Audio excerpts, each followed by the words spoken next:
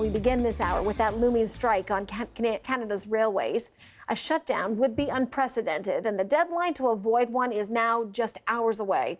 Workers for both the Canadian National Railway and Canadian Pacific Kansas City are poised to be locked out at midnight if a deal isn't reached with the companies. The union that represents more than 9,000 workers and those two companies are in the middle of tense labor talks. The federal government is urging them to reach a deal to avoid a massive disruption, and Nisha Patel walks us through the current state of these negotiations. Sarah, talks are expected to go right down to the deadline. 12:01 a.m. Eastern Time is when there is supposed to be a deadline. The companies could either lock out the workers, or the union has also said that it is prepared to strike. Now, contract talks have been going on for months. On the one hand, you have workers who are looking for better protections around worker fatigue and safety. And on the other hand, you have companies who say they've offered competitive wage bumps. So take a listen to what both sides have to say. We've been trying to get a deal for the last 9 months, Nisha. Unfortunately, the union hasn't been taking this seriously at all. And right now we find ourselves in a situation where supply chains in the Canadian economy are being held hostage because the union hasn't wanted to actually meaningfully engage with us. What they want could undermine rail safety for all Canadians. Moreover, these are very rich companies. They're rolling in billions of dollars year after year in profits. It's not up to us to be looking to lower working conditions when they're so profitable. So the negotiations have been tense, but all sides do say that they are still at the bargaining table, that they do hope to get a deal done. But when you look back at recent job actions, a lot of the labor actions have been quite short, maybe 1 or 2 days. The most notable ones, one back in 2019 when CN workers striked for about 8 days before they actually reached a collective agreement. And then back in 2012, CP workers did strike for about 9 days before they were ordered back on the job by back to work legislation. So this is the first time, Sarah, that both companies have been in the had the possibility of a strike at the same time, and that really is what makes this unprecedented. And so then what are the possible outcomes here, given the situation?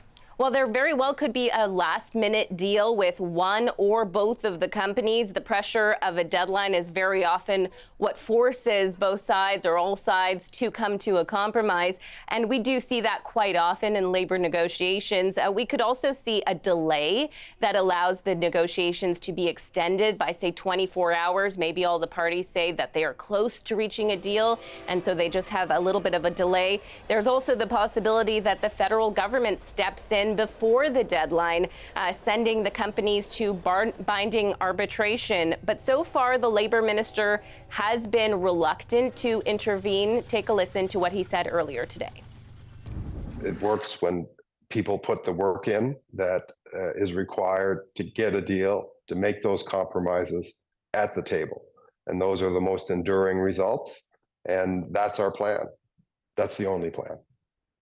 So far, he's been saying collective bargaining is the way to go. The federal government does not want to step in. You know, back in 2015, the Supreme Court had a ruling that said that the right to strike is a freedom, that it is protected. And so since that time, the government has really been hands-off in labor negotiations, and it, I think, does not want to change that stance. But of course, we might not get a resolution at all. And in that case, the trains stop running. You know, if that does happen, Sarah, it seems like the federal government would not be able to let it go on for too long. Labor experts say that they do expect some kind of step in if we do get a strike or a lockout. Nisha Patel in Toronto. Thanks, Nisha. You're welcome.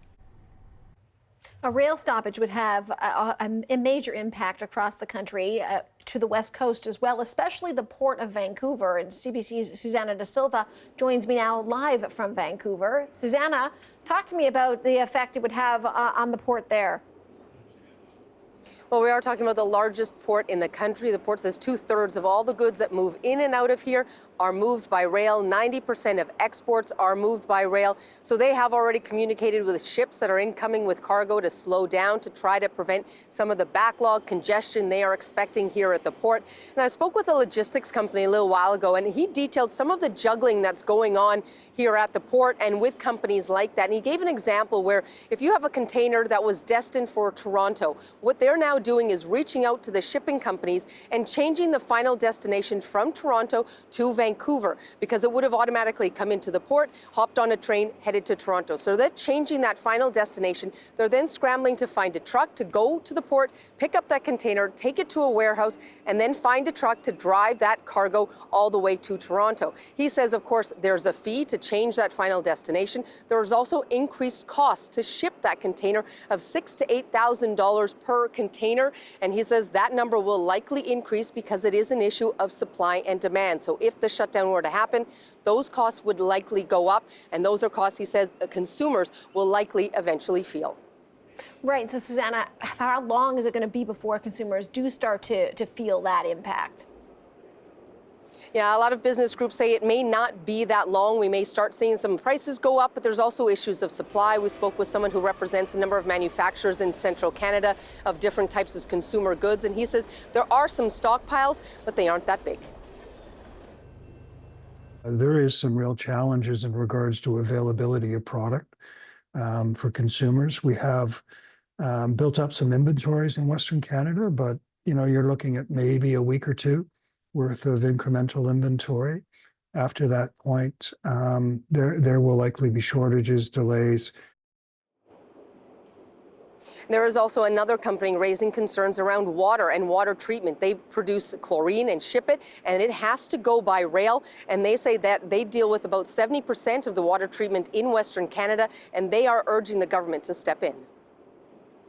We are looking at a value chain that cannot stockpile to have inventories on hand to keep weathering the storm in terms of whether there's a strike or not. So we're urging the government to go ahead and step in now. Immediately, because there's already impact of public health that is going to be coming. It may not hit next week, but it will hit. Now, we also did speak with Metro Vancouver here, and they said they have topped up their storage containers on what they use to treat water, that the end product that the chlorine goes into to treat that water, they do have suppliers here. Some of those products can be moved by truck, so they don't anticipate any problems here in Metro Vancouver. But again, they supply a lot of places all over Western Canada. Susanna De Silva in Vancouver, thank you. So how does the government balance the right to bargain with the implications for Canadians? Scott Streiner is a mediator and arbitrator, and he is the former chair of the Canadian Transportation Agency. He joins us from Gaspé, Quebec. Scott, good to talk to you. Good to talk to you, Sarah. So we know that a potential strike might happen starting tonight, just after midnight. What kind of impact do you think it's going to have if it does come to that?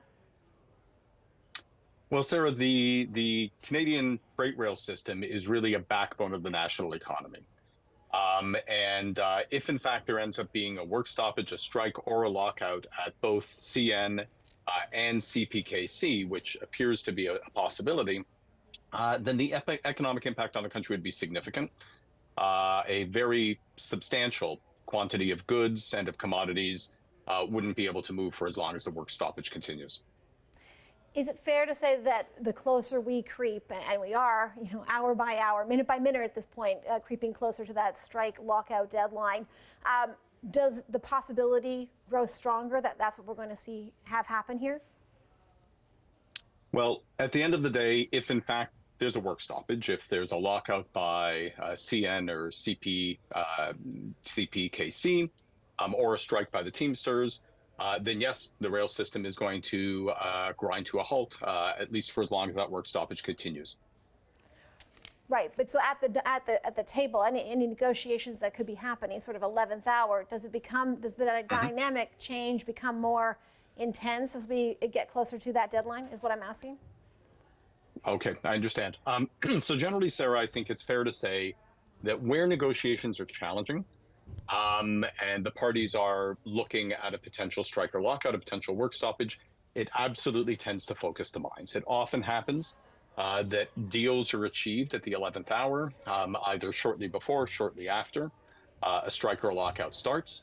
That's not always the case, but I have no doubt that the impending possibility of a major work stoppage has all parties highly focused on seeing if they can get to a solution.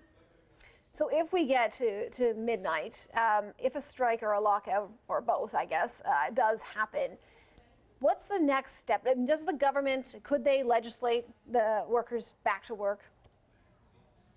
The parliament could absolutely legislate the workers, legislate an end to a strike or to a lockout.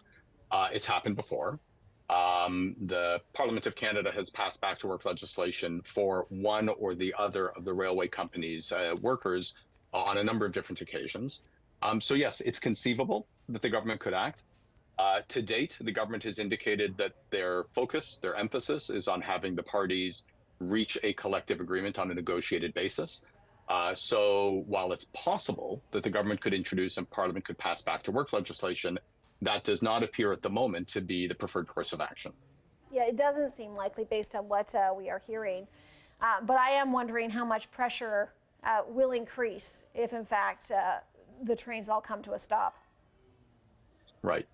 Well, I guess the way that I would explain this is that a government in a situation like this really is facing two competing considerations or two competing imperatives. On the one hand is the right to free collective bargaining. And that is a right that the courts have said is constitutionally protected by the Charter. And the right to bargain freely includes the right to strike. On the other hand, when a strike or a lockout has major impacts for third parties, not for just the employer or the workers, but for others as well. And in this case, those would be major economic impacts for Canadians. That too is something that governments and parliaments and legislatures need to take into account. And finding that balance between encouraging a freely negotiated collective agreement on the one hand, but trying to protect the public from major significant effects of a work stoppage on the other hand, that's a balance that decision makers, policymakers need to grapple with in a situation like this. According to news reports, the Minister of Labour is himself highly involved at the moment in trying to encourage the parties to reach a negotiated agreement. So clearly, the government is seized with trying to find a balance in the circumstances.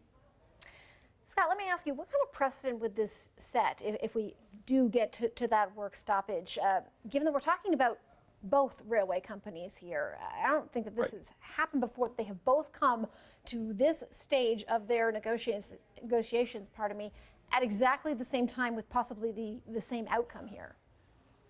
Yeah, that's right, Sarah. There's no precedent in there being a potential strike or lockout in the rail sector. As we discussed a moment ago, it would not be a precedent for Parliament to choose to legislate an end to that work stoppage if there was a view that the economic effects were simply not reasonable, they were too severe. What is without precedent is having the potential for a work stoppage at both railway companies simultaneously. So if the economic implications of a work stoppage at one railway company are significant enough for Parliament to have acted in the past, well, the economic implications of a work stoppage at both railway companies at the same time are simply that much greater. I think there's probably a lot of Canadians who are watching and wondering, how is it that these two companies, they are both obviously involved in rail, but they are two separate companies, ended up at this exact same situation at the same moment? Yeah, I mean, this is something that, in the past, the expiration date of the collective agreements has been staggered. My understanding is that as a result of the introduction of some new rules, there was an extension of one of the collective agreements, and that resulted in expiration dates for the two collective agreements that fall in the same period. So I would be surprised if anybody sort of planned it this way, but sometimes events unfold in unexpected ways. Well, Scott, we will be watching closely for any word that there's been an agreement reached, and on that, also watching the clock, as I know you will be too. Scott Streiner is a mediator and arbitrator, and the former chair of the Canadian Transportation Agency, joining us from Gaspé, Quebec. Appreciate the conversation tonight. Thank you. Thank you, Sarah.